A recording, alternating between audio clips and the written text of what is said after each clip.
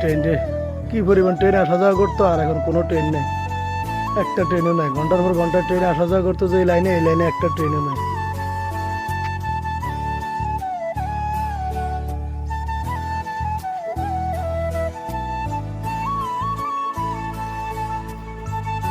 এনে প্রতি ঘন্টা ঘন্টা ট্রেন ছিল কেন?